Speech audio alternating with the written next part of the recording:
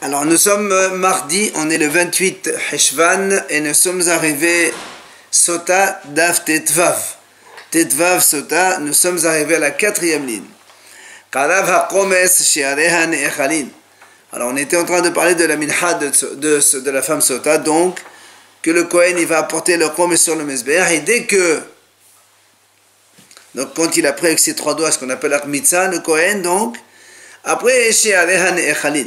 C'est-à-dire donc le reste de la minha devient maintenant consommable par les Kohanim. La Gemara dit maintenant l'un d'où tu apprends cela. Un rapport d'Irtiv c'est marqué dans le Passour. ويقتير هكوهن ات أزكالتا برومير وختيف وهنوتت منها من حالة أهل بناو.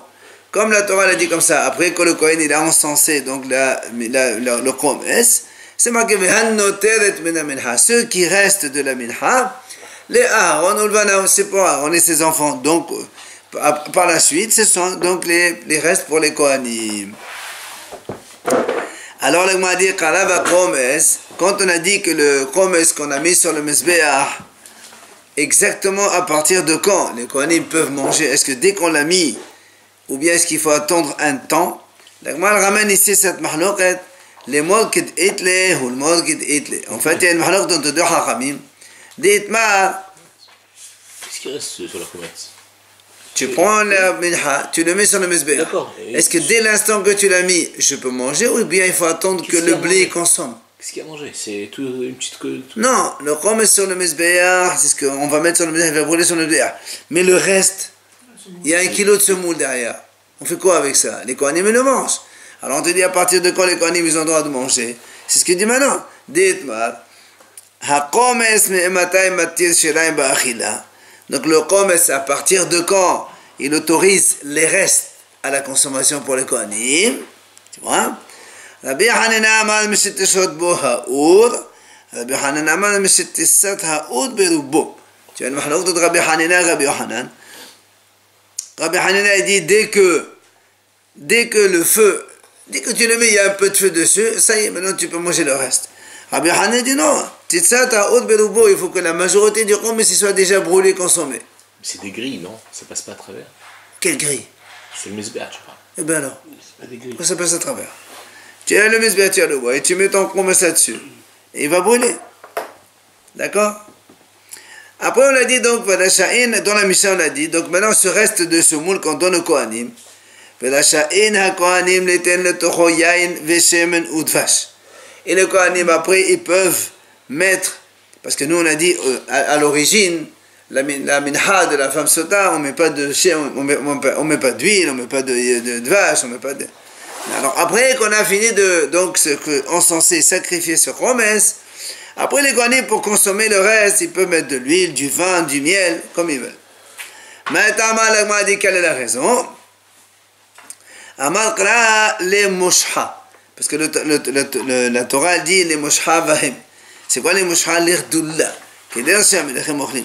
Quand la Torah a donné le cadeau à tous ces Kohanim, elle a dit c'est pour que les Kohanim ils peuvent en profiter comme ils l'entendent, comme des grands, comme des rois, et donc automatiquement ils peuvent en faire ce qu'ils veulent au niveau consommation. Après on a dit dans la Mishnah, c'est la seule restriction que les Kohanim doivent avoir, c'est de ne pas manger cette minha hametz. Ils doivent la manger obligatoirement matzah. D'où tu apprends ça? Dirtiv, lo te'afi hametz hilqam. Le Torah dit comme ça. Lo te'afi hametz hilqam. Amar Rabbi Shimon ben Lakish, lo hilqam, lo te'afi hametz. Même une partie seulement, tu n'as pas le droit de la manger en tant que hametz. Après on a fait un comparatif entre les menachot, kol ha-menachot v'chole. La Gemara va développer un peu cette comparaison. Elle dit, v'chol ha-menachot et ta'onot shem nurfona. Parce que nous on a dit dans la Mishnah comme ça, on a dit, toutes les menachot, elles nécessitent de l'huile et de l'encens. Alors que la minha de Sota, elle, ne nécessite pas de l'huile et des encens. C'est ce qu'on a dit. Après on a dit, toutes les menachot, elles viennent de blé, la Sota c'est de l'orge. Et... donc la Gemara maintenant va dire, comment tu dis que toutes les autres menachot, on peut mettre de l'huile et donc des encens? Ve'aika minhat hoté. Pourtant, il y a la minhat d'un monsieur qui faute. La minhat hoté, ce qu'on appelle minhat hoté. Quand quelqu'un, par exemple, rappelez-vous, comment on peut avoir minhat hoté? Normalement, quelqu'un qui fait un korban hatat, il doit porter un animal. Rappelez-vous, on a dit, donc ça c'est quand il s'agit d'un korban olev yored. C'est quoi un korban olev yored? Rappelez-vous aussi, on a dit que quand quelqu'un il jure à faux, ou bien il rentre dans le Beth Amikdash alors qu'il était tamé, ce sont les deux cas où on apporte un korban olev yored, c'est-à-dire variable en fonction des revenus. Et donc, quand c'est un pauvre, il apporte ce qu'on appelle minhat hoté, la minha d'un monsieur qui a fauté. Alors, il m'a dit, voilà minhat hoté. De la hamana amar, lo yasim alea shemen, veloten alea levona. Il ne mettra pas de l'huile, il ne mettra pas de encens. Alors, comment toi, dans la Misha, tu dis, la minha, toutes les minahot, on met de l'huile et des encens, sauf la minha de la sota, non. Alors, pourtant, voilà, il y a aussi minhat hoté aussi, non. D'accord? Alors, on m'a dit voilà comment il faut donc lire et corriger la chose. Il faut dire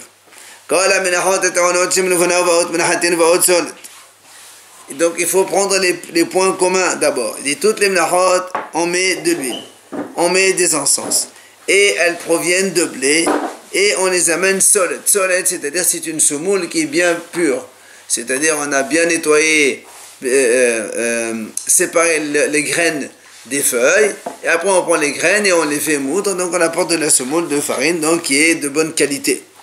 Ça c'est les minahot de façon générale. Par contre, minhat hoté, la minhat de celui qui faute dont on parle maintenant,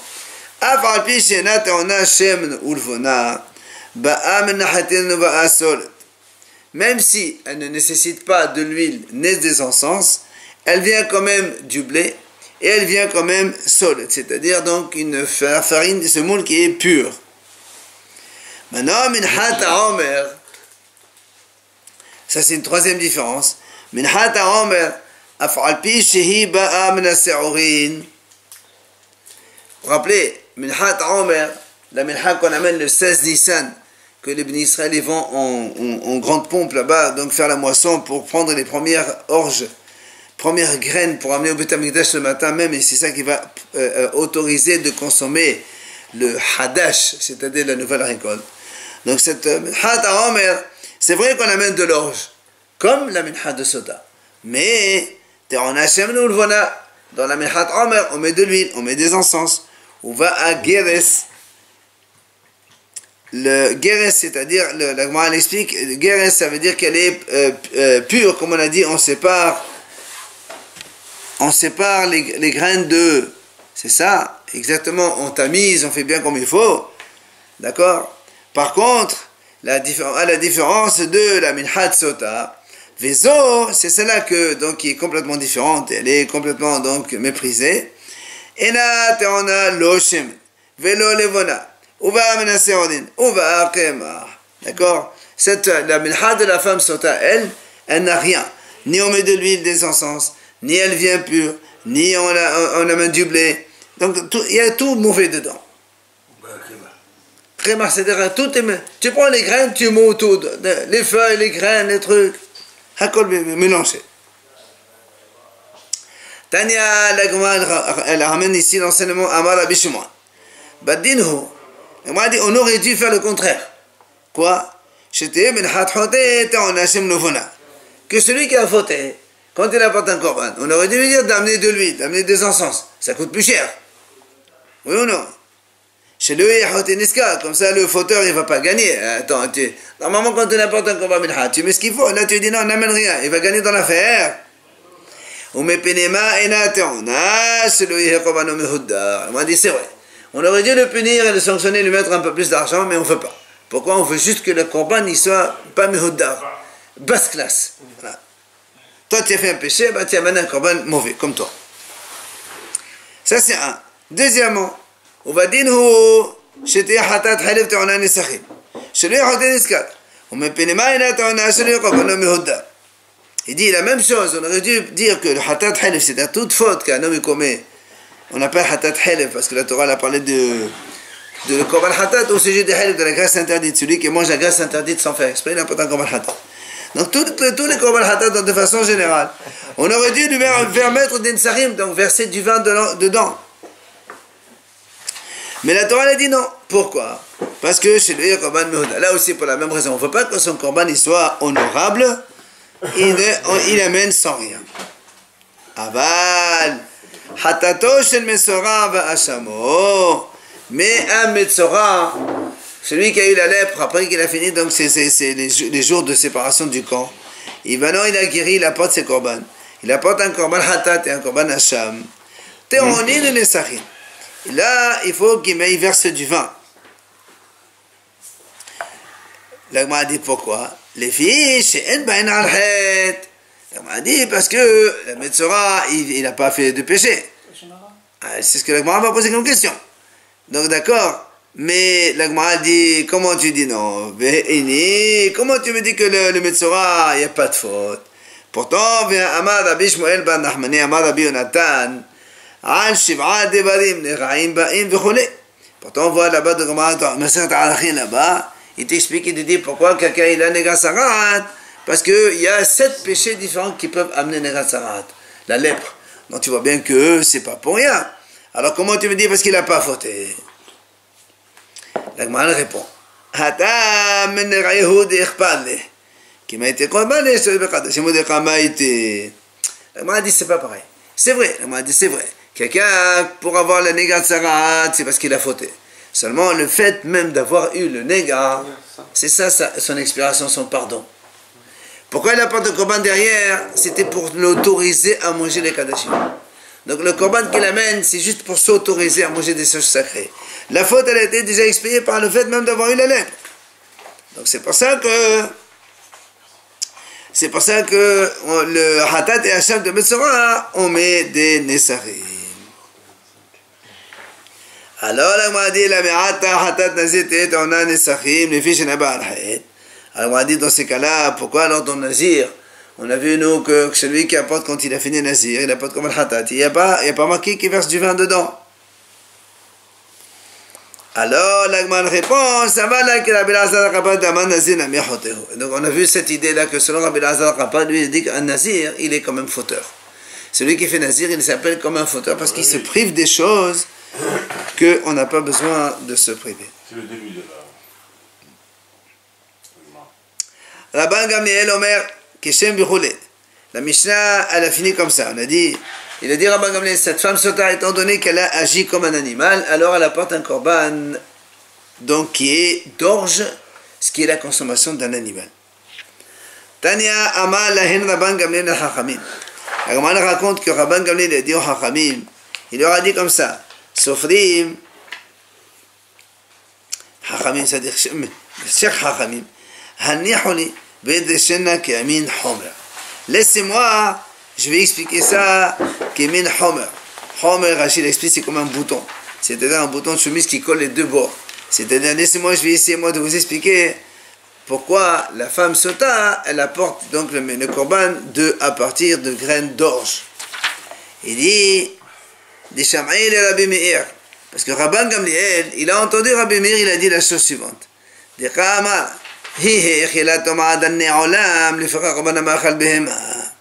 dit, étant donné que cette femme, pour séduire cet homme, et passer à la faute, elle a dû lui faire à manger de bons repas.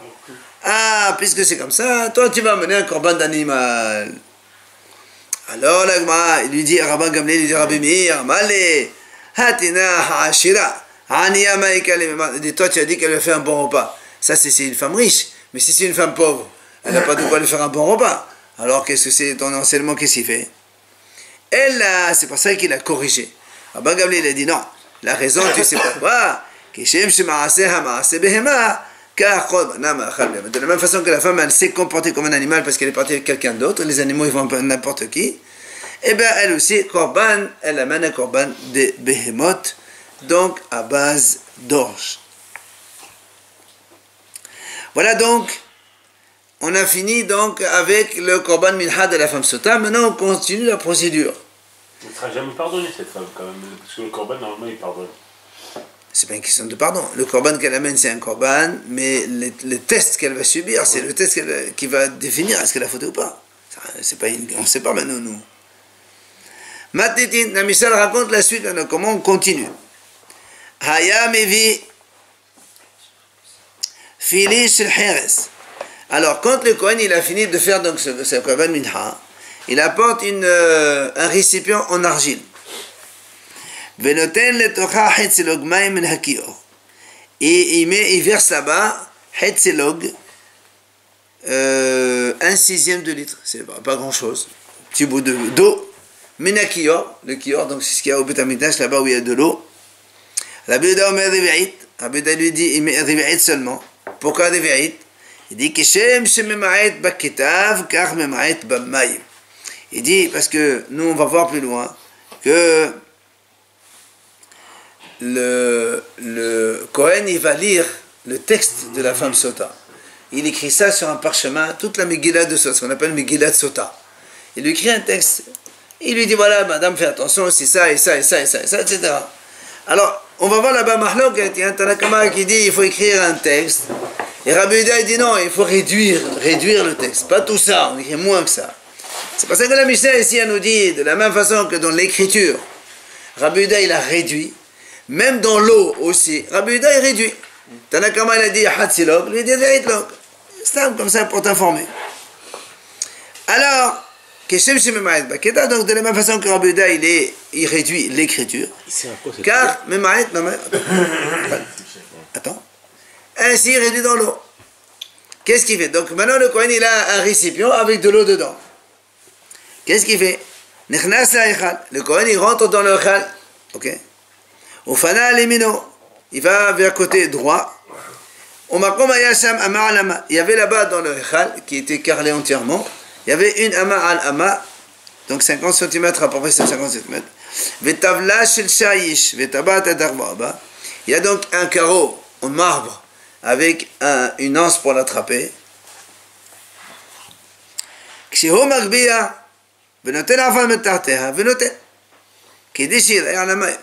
Il soulève le Kohen ce carreau-là, il prend un peu de sable qu'il y a en bas, il met dans le kélé avec de l'eau, d'accord? Donc il y a un mélange de sable et d'eau, ok?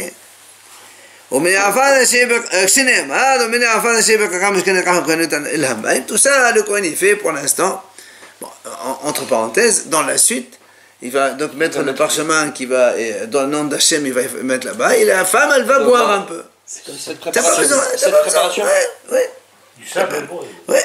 Non, de l'eau et du sable mélangés.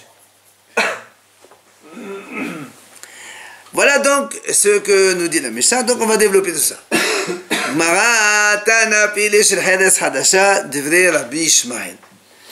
Rabbi Ishmael, il a dit que quand on a dit que le Kohen il amène un récipient en argile, un verre, on va dire comme ça, il doit être neuf, non utilisé. La Gemara a dit, pourquoi Rabbi Ishmael il exige qu'il soit neuf? Il dit parce que Gamal quel est le Metzora? Rabbi Ishmael il apprend du Metzora. De la même façon dans le Metzora, quand on fait le korban du Metzora, on apporte aussi un keli. Parce qu'il y a marqué, n'oublie pas, dans le Metzora là-bas c'est marqué El keli hels al maim hayim. On apporte des eaux vives, on met dans un keli pour le Metzora. Alors comme dans le Metzora là-bas il y a marqué 9, alors dans la Sota aussi, Rabbi Ishmael dit il faut 9. Alors là, on m'a dit, mais Vehata Menalan. Et qui t'a dit que dans le Metzora c'est marqué un kili 9, un ustensile, un verre 9? C'est pas marqué. Alors il dit, Rabbi Ishmael il apprend comme ça. C'est marqué dans la Torah, on dit que quand le Kohen il fait la shechita de l'oiseau, puisque le Metzora il va apporter 2 oiseaux, rappelez-vous. Un, on lui fait la shechita et l'autre on le laisse repartir. Donc celui qu'on fait la shechita, quand on fait la shechita, on le fait sur justement ce récipient où il y avait de l'eau maim hayim et le sang il va couler dedans. Alors il dit, c'est marqué là-bas al maim hayim, sur de l'eau vive. Ça veut dire quoi de l'eau vive? Ma maim hayim shelo ne'asta bahen melacha avke shelo ne'asta bo melacha. De la même façon que quand on dit maim hayim, des eaux vives, ce sont des eaux qu'on n'a pas encore utilisées pour faire un travail parce que c'est de l'eau vive. Alors là aussi, le keli aussi, il doit être un keli qu'on n'a jamais utilisé auparavant. Voilà donc comment Rabbi Ishmael l'apprend que le keli de Heres, donc l'ustensile en argile, il doit être neuf. Alors comme le Metzora, il est neuf, alors la femme sota aussi, il est neuf. Alors le Gemara le dit très bien, si tu veux apprendre dans ces cas-là, on apprend tout. Tu as dit, il y a un récipient neuf dans le Metzora, c'est pour ça qu'on met un récipient neuf dans la femme sota. Très bien. Maintenant, alors dans ces cas-là, tu vas exiger aussi, Maïm Haïm. Comme dans le Metzora, on a mis des eaux vives, alors aussi dans la femme sota aussi, tu vas dire, il faut avoir de l'eau vive. Alors que nous, dans la Mishnah, on a dit que le Kohen, il prend de l'eau de Kior. Donc le puits qu'il y a dans le Beit HaMikdash, il y a un puits là-bas, c'est pas de l'eau vive, ça. C'est quoi finalement? C'est pas de l'eau vive, c'est de l'eau qui court. Mais c'est de l'eau normale, c'est pas de l'eau vive. C'est un ruisseau, non, c'est pas un ruisseau, pas du tout. Alors, l'Agma a dit, c'est vrai, l'Agma a dit alors, oui, le Rabbi Ishmael, l'Agma a dit, Rabbi Ishmael, lui est d'accord, il dit aussi qu'il faut de l'eau vive. Comment tu sais? Il dit, Damar Rabbi Yohanan, Mikiyod, Rabbi Ishmael, Omed Mimayen, même c'est un mémoté. On m'a dit, c'est vrai, il y a une mahlok, effectivement. Donc, cette eau-là qu'on a dans le Beit HaMikdash, d'où elle provient? Selon Rabbi Ishmael, c'est donc de l'eau de source. Elle vient, donc c'est de l'eau vive, elle vient de source. Et donc pour Rabbi Ishmael, et comme il faut qu'il ait Heres neuf, il y a aussi de l'eau vive, oui, c'est vrai. Seulement que les Hachamim, ils disent, mais c'est un émot, Hachamim, ils disent, n'importe quelle eau. C'est pas obligé de prendre de l'eau vive. Quoi qu'il en soit, l'Agma dit, maintenant, selon Hachamim, pourquoi on n'apprend pas tout de Metzora? Alors, l'Agma dit, non, c'est pas possible d'apprendre de Metzora. Pourquoi? Et qu'à les Mefrach, alors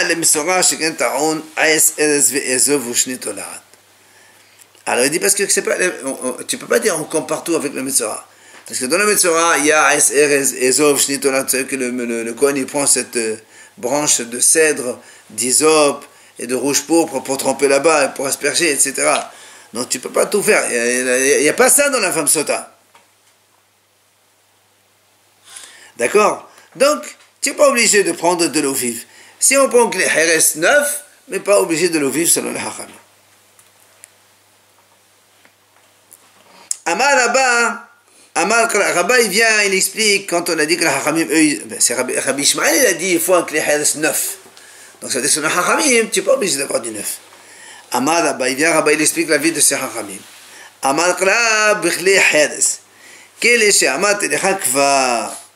Parce que quand la Torah dit, le pasuk qui dit, voilà, le Kohen il met des eaux dans un ustensile en argile. Ça veut dire un ustensile en argile que tu avais déjà. C'est pas que tu as. Il n'y a pas moi qui amène un Kleheres. Le Kleheres que tu avais, tu verses dedans de l'eau. Donc selon Rabba, Shamat et le Chakvar, c'est déjà utilisé. Rabba, il y a un Rabba, il dit maintenant, tout à l'heure c'était Rabba, maintenant c'est Rabba.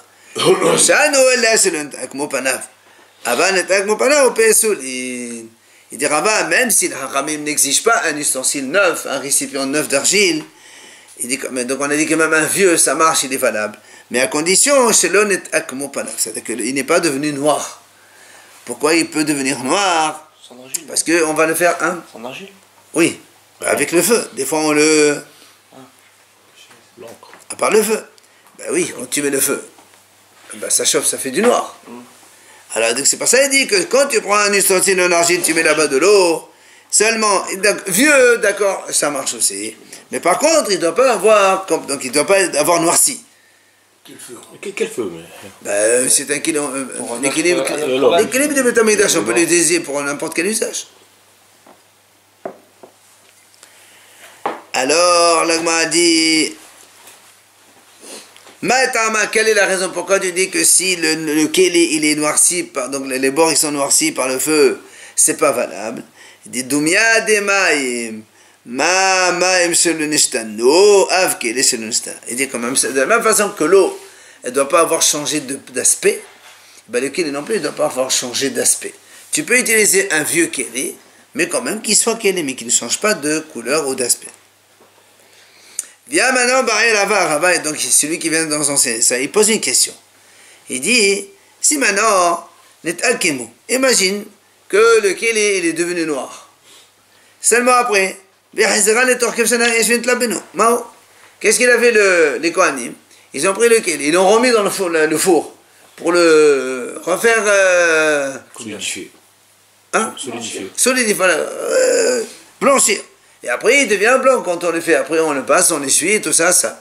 Et ben, c'est comme les ustensiles des argiles d'aujourd'hui. D'accord? Et là, c'est pas la question. Est-ce que c'est valable ou pas? Il est bon. Est-ce qu'il est bon? Alors, mais c'est facile de parler. Il m'a dit, est-ce que tu vas me dire non? Puisqu'il y a un clé charite qui a été repoussé une fois, il est repoussé définitivement, maintenant il n'y a plus de possibilité de réparation, ou bien tu me dis non, on peut réparer. C'est la question. Alors, la Gemara répond, Tashema, Rabbi Elazar omer, es ve'ezov ushnit onat, shefshil bahin kuppato, lachora pesulin. Il dit, on a vu, c'est marqué à propos donc de le bois de cèdre, l'hysope et le rouge pourpre. Si un Kohen, il a utilisé ce bois-là, hefshil bahin kuppato, lachora. Par exemple, il avait un sac sur lui, il voulait tenir son sac avec la branche d'hysope. D'accord? Il a utilisé une fois. C'est marqué pas sous. Et la m'a dit pourquoi c'est assourd? Parce que quand quelqu'un il a une branche par exemple une branche de cèdre ou d'hysope, elle est droite. Quand tu vas prendre ton sac dessus, bah, elle va se recourber. Mais après on peut la remettre, c'est pas un problème. Et pourtant on a dit que c'est pas assourd. Donc tu vois bien que même si tu peux remettre à l'état initial, c'est pas bon non plus. Donc chez nous aussi c'est pareil. Même si l'ustensile en argile, tu l'as remis dans la fournaise pour le remettre donc neuf comme il était, ça doit être pas bon, comme ici.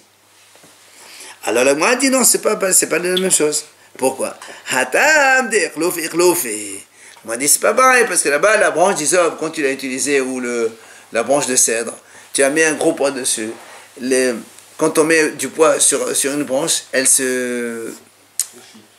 Non, il y a une écorce qui s'enlève. Comme quelqu'un qui se blesse. D'accord? Le tronc d'arbre, il y a un truc vert dessus. Quand tu appuies dessus très fort, tu enlèves, tu épluches une couche. Voilà. C'est pour ça là-bas, ça enlève la couche. C'est pour ça que c'est pas valable, même si tu le remets. Alors que dans l'ustensile en argile, il n'y a pas d'épluchure.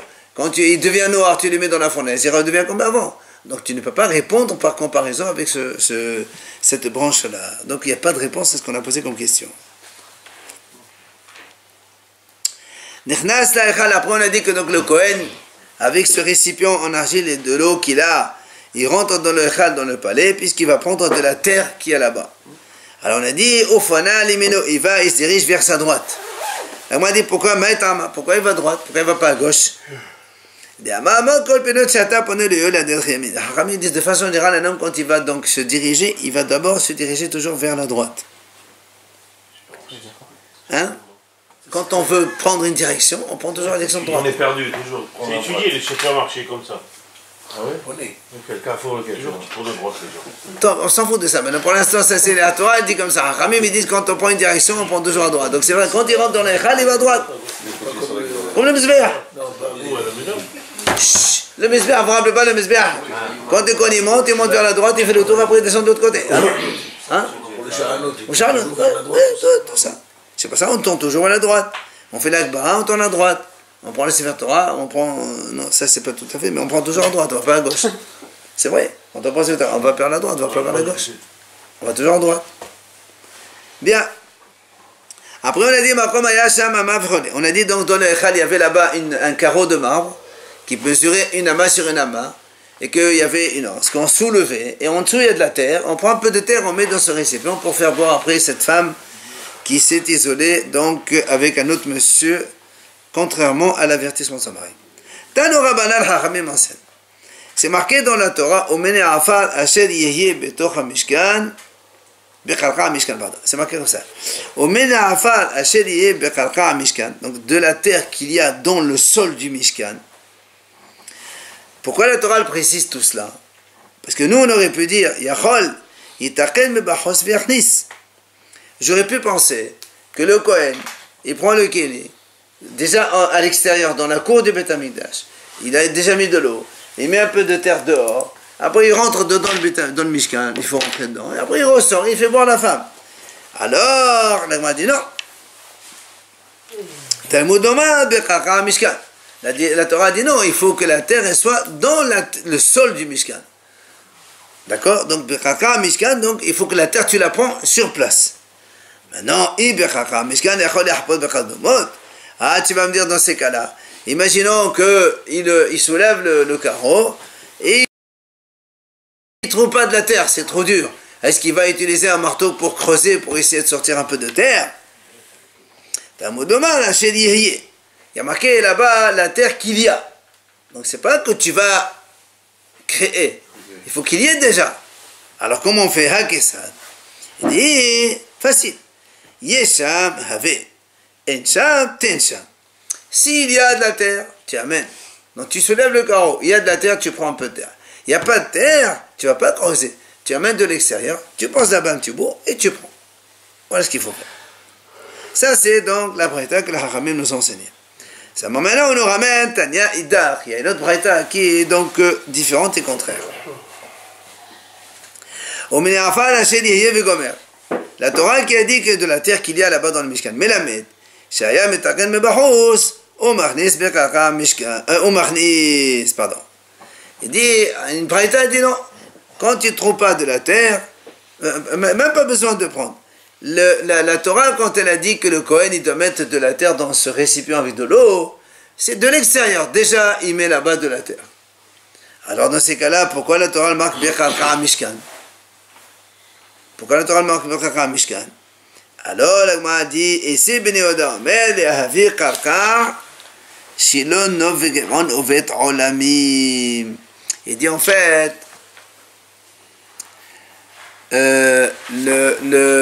la parasha de Sota, elle parle donc dans le Mishkan. Nous, on sait tous que le Mishkan, il était fait sur de la terre. Ok? Le Mishkan, il est sur de la terre. On est dans le Midbar, on est dans la terre. Alors, pourquoi la Torah dit Bekaka Mishkan, elle rajoute si tu as le droit d'amener de l'extérieur? Donc, ces cas-là, c'est pas des Bekaka Mishkan. Il dit, en fait, ici, Bnei Yehuda dit, c'est pour nous dire que même dans le Beit HaMikdash, on fait la même chose. Parce que tout ça, c'est dans le Mishkan. Il n'y a pas marqué dans le Beit HaMikdash, on fait la parasha de Sota. Il n'y a pas marqué une fois dans le Beit HaMikdash. C'est pour ça que lui dit, ce Bekaka Mishkan, c'est pour inclure que même dans le Beit HaMikdash, on fait le test de la Sota aussi. Alors, c'est quoi, il n'y a pas de Mishkan transportable, hein? Oui, bien sûr. N'oublions pas que le Mishkan de Moshe Rabbeinu, il a duré 40 ans dans le désert, plus, entre Nov, Giv'on, Shiloh, il y avait là-bas 440 ans encore. Avant le Beit HaMikdash. Il y avait 440 ans en Israël, ils étaient avant de construire le Beit HaMikdash. Donc tu vois bien que le Mishkan a bien servi à beaucoup de choses. Et ils n'ont pas fait de Sota dans le Beit HaMikdash? Ah si, justement, on t'apprend que même dans le Beit HaMikdash aussi, on fait la femme Sota. Mais c'est pas marqué dans la Torah, c'est marqué Mishkan. Moi j'aurais pu penser, Kaka Mishkan, dans le Mishkan d'accord, mais dans le Beit HaMikdash, il n'y a pas de Kaka, donc tu fais pas. Il dit non, cette phrase-là qui est en plus, c'est pour t'apprendre que même dans le Mishkan, dans le Beit HaMikdash aussi, on fait la femme Sota. Via ici Ben Menahem Omer, et Nosar. Et c'est Ben Menahem, il dit, qu'est-ce que tu as besoin un autre verset pour apprendre que dans le Beit HaMikdash, on fait la femme Sota. Tu n'as pas besoin de ça. Pourquoi? Il dit, Uma betum'a kalla lo hileka katuf. Betum'at ish hamora la chol sheken. La Gemara dit ici déjà pour une tum'a kalla, c'est-à-dire pour une tum'a légère. Nous on a toujours donc appris déjà souvent avant que quand quelqu'un qui est tamé, qui rentre au Beit HaMikdash, il est hayabita. Là aussi, il y a marqué dans la Torah Mishkan, dans la paracha de Hukad là-bas, c'est marqué. Dans la parasha, donc, c'est marqué là-bas, une fois il y a marqué Imechdash Hashem Timé. Une fois il y a marqué Mishkan Hashem Timé. Hachamim deuxième, une fois Mishkan, une fois Mechdash. De là on apprend, c'est la même chose. De la même façon que quelqu'un qui est impur, pas stam, impur par amour, donc il tombe à légère, de rien du tout.